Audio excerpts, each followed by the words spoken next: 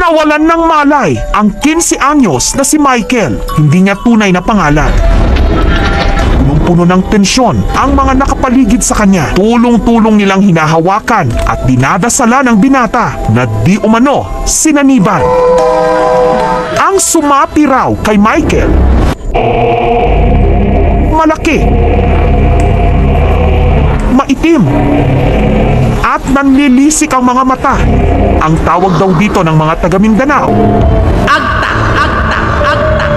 masamang elemento na bantay daw sa mga puno na kalimitang inihahalin tulad sa kapre. Ang agtang ito nanahan daw sa puno ng langka na 50 taon na ang tanda. Hulyo pa lang daw, sunod-sunod ng sinapian ang mga kaklase ni Michael.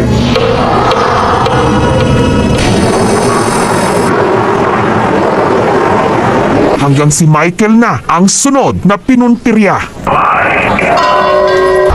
May nag-insenso po sa hallway ng paaralan namin. Nung pag-upo ko na po sa upuan, parang iba na ang naging pakiramdam. Pagkatapos marinig ang isang boses, bigla na lang daw may lumabas na maitim na usok sa kanyang harapan. Doon na siya biglang nawalan ng malay.